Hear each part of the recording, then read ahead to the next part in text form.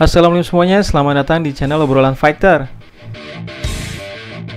Jika ditanya, what is the most stacked UFC division right now? Atau divisi apa yang paling numpuk atau yang paling padat bintangnya di UFC? Tentu mayoritas fans menjawab, ya kelas lightweight. Yap, bayangin aja, ranking 9-nya aja Conor McGregor, fighter MMA terkaya sepanjang masa. Tapi jika ditanya, kelas apa selain kelas lightweight? Ada yang menjawab kelas heavyweight, kelas welterweight, dan kelas bantamweight.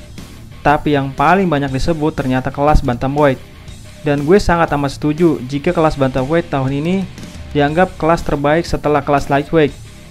Statement itu semakin kuat semenjak kembalinya mantan juara kelas bantamweight, yaitu TJ Dillashaw, semakin membuat makin padatnya persaingan kelas bantamweight. Jika kita melihat ranking terbaru UFC per 29 April 2021, untuk 10 top kontendernya ada 7 nama fighter yang pernah merasakan sabuk juara UFC. Bahkan diantaranya pernah merasakan memenangkan gelar berkali-kali. 7 fighter tersebut diantaranya, yang pertama yaitu di ranking 10 ada Dominick Cruz, yang dianggap sebagai fighter kelas bantamweight terbaik sepanjang masa karena telah memenangkan 4 kali perebutan sabuk di kelas ini. Belum lagi dominasinya di promotor sebelumnya yaitu WEC. Yang kedua, di ranking 8 ada Frankie Edgar, yang bahkan pernah 3 kali mempertahankan gelarnya di kelas lightweight tahun 2010 dan tahun 2011. Yang ketiga, di ranking 6 ada Cody Garbrandt, menjadi orang yang membuat seorang Dominick Cruz sempat pensiun. Mungkin Cody Garbrandt seolah disumpahin oleh fans Dominick Cruz karena terlalu banyak pose yang membuat seorang Dominick Cruz seolah seperti fighter amatir pada saat itu. Karena setelah Cody Garbrandt menang dari Dominick Cruz, jumlah kekalahan Cody Garbrandt adalah 4 kali. Dan itu sama banyaknya dengan kemenangan gelar yang diraih Dominick Cruz di kelas ini, yaitu 4 kali memenangkan gelar. Dan di antara semua mantan para juara, yang paling sulit bangkit hanyalah Cody Garbrandt. Yang keempat, di ranking 5 ada Jose Aldo, yang dianggap fighter kelas featherweight terbaik sepanjang masa karena telah memenangkan gelar sebanyak 7 kali di UFC dan 1 kali menjadi juara interim. Walaupun sempat kalah dari Marlon Moraes dalam debutnya di kelas bantamweight, namun karena dianggap kekalahannya itu masih jadi perdebatan dan karena pesona juaranya, UFC tetap memberikan Jose Aldo title shot untuk melawan Petr Yan. Namun rupanya Petr Yan terlalu brutal bagi Jose Aldo, yang waktu itu Jose Aldo berusia 34 tahun. Yang kelima, di ranking 2 ada TJ Dillashaw. Rupanya comebacknya setelah masa hukumannya ternyata tidak sia-sia, karena TJ Dillashaw menang tipis dari Cory Sandhagen. Walaupun kemenangannya itu masih jadi perdebatan hingga sekarang, namun tetap hal itu sangat bersejarah bagi comebacknya TJ Dillashaw, karena kini namanya ada di ranking 2 kelas bantamweight, dan membuatnya sangat berhak untuk mendapatkan title shot untuk melawan pemenang antara Aljamain Sterling melawan Petr Yan. Bahkan isunya, UFC memberikan keistimewaan kepada TJ Dillashaw, yaitu menjadi fighter cadangan di dalam pertarungan antara Aljamain Sterling melawan Petr Yan. Dengan catatan, masa pemulihan dari banyak cedera yang dialami oleh TJ Dillashaw sudah sembuh total. Yang keenam di ranking pertama yaitu Petr Yan. Petr Yan yang tetap dianggap fighter terbaik kelas bantamweight karena kekalahan konyolnya dari Aljamain Sterling. Karena Petr Yan dianggap tidak punya celah untuk bisa dikalahkan. Karena walaupun wajahnya seperti bayi, tapi kemampuan strikingnya adalah yang paling brutal di kelas ini. Dan karena kebrutalannya itulah, Petr Yan dijuluki No Mercy atau tanpa ampun. Dan yang ketujuh ada Aljamain Sterling. Juara baru kelas bantamweight ini memang hingga saat ini selalu menjadi olok-olokan para fans, karena Aljamain Sterling dianggap terlalu mendramatisir atas serangan ilegal dari Petr Yan.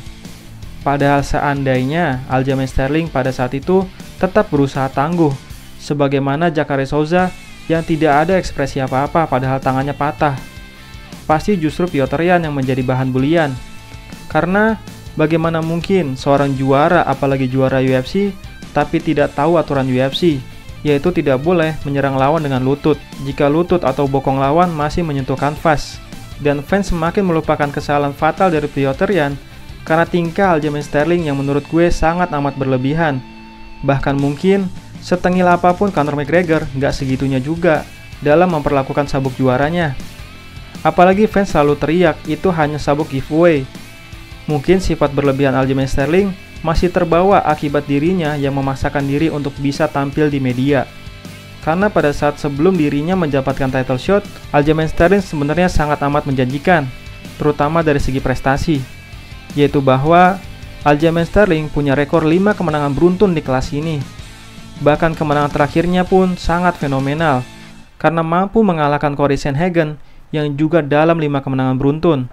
Mampu Aljamain Sterling kalahkan hanya dalam waktu 88 detik, yaitu via submisi dengan rear naked choke.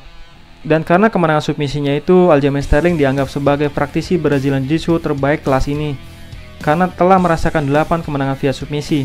Tapi karena dirinya belum punya pesona, bahkan UFC pun ragu memberikan title shot.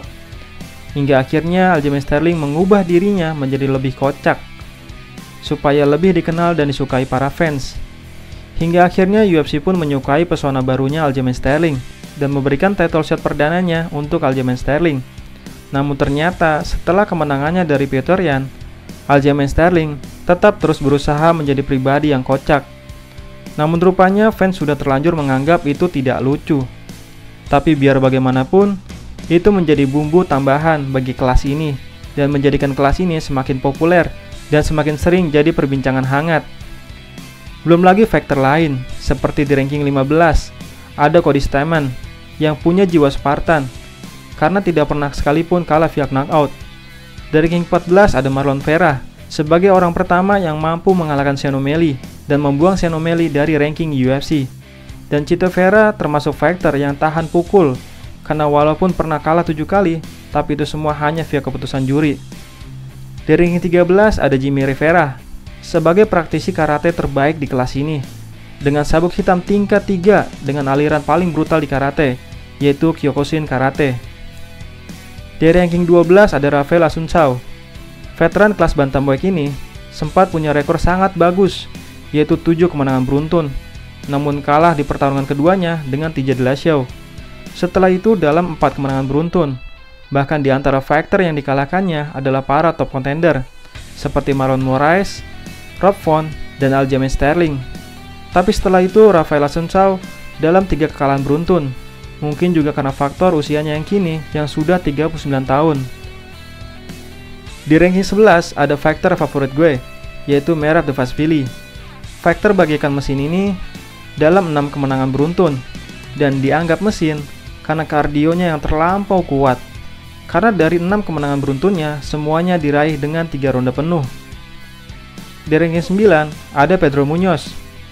Pedro Munhoz juga dianggap praktisi Brazilian Jiu-Jitsu terbaik di kelas ini. Namun hati-hati juga dengan strikingnya, karena Bryan Caraway dan Cody Garbrandt telah merasakan brutalnya Pedro Munhoz hingga knockout. Di ranking 7 ada Marlon Moraes.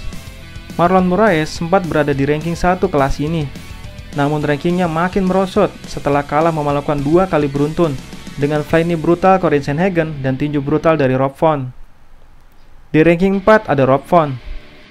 Mungkin di antara top 5 yang dalam 4 pertarungan terakhirnya tak terkalahkan hanyalah Rob Font. Di ranking 3 ada Cory Sandhagen.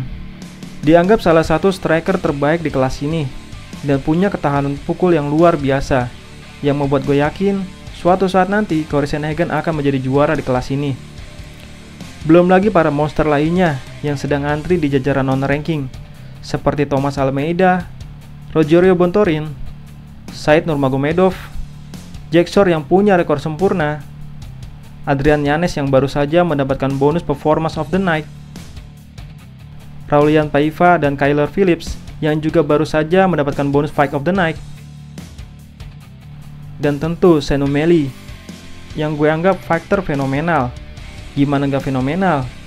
Ranking aja gak punya, tapi setiap bertarung selalu menjadi main card. Yang kalau teman-teman pengen tahu lebih banyak soal Sean O'Malley, bisa tonton video profil lengkapnya, yang linknya ada di deskripsi ya.